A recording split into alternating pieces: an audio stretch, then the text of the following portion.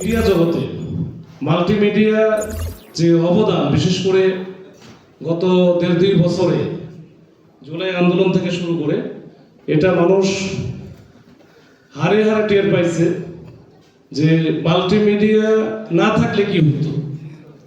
Multimedia থাকার কারণে আমরা কিন্তু একেবারে ওই যে মাঠের রিয়েল যে চিত্র, বাস্তব যে অবস্থা, সেটা কিন্তু আমরা দেখতে পেয়েছি। এবং আমি মনে করি, আমি যেহেতু গত 1.5 বছর বা এরকম 5 আগস্টের পরবর্তী সময়ে যে সারা বাংলাদেশের যে একটা ভিন্ন পরিস্থিতির ভিতর দিয়ে গেল, এখানে বিভিন্ন রকমের দাবি দেওয়া, আন্দোলন থেকে শুরু করে অনেক রকমের সিচুয়েশন তৈরি হয়েছে, আপনারা জানেন।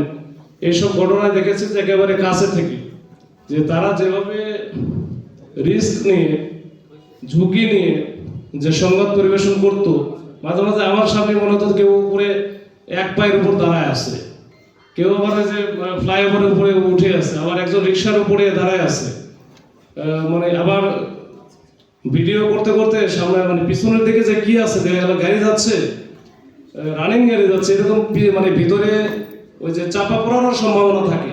তারপরে কিন্তু রিস্ক নিয়ে তারা কাজ করতেছে, আমি নিজে দেখেছি।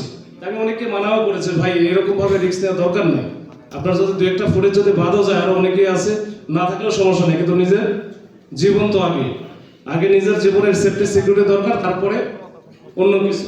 তারপরে দেখি তাদের মধ্যে ব্যাপক ডেডিকেশন।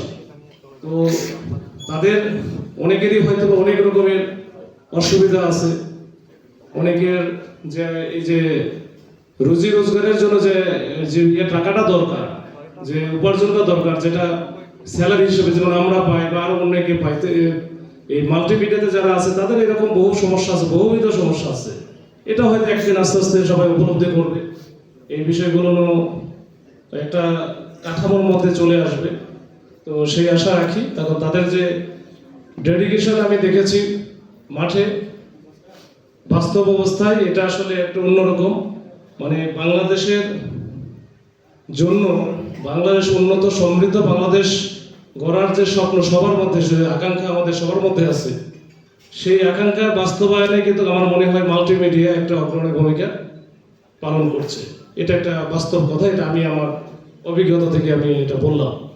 তো যাই হোক, এই মাল্টিমিডিয়া রিপোর্টার্স ইউনিটের যে 2য় প্রতিষ্ঠা বার্ষিকী, এতে আমার ডিএমপির পক্ষ থেকে আমি আসি, আমি আমার ওসি রমনা এসেছে এখানে, আমাদের পক্ষ থেকে অনেক অনেক প্রাণ ঢালা শুভেচ্ছা, অভিনন্দন।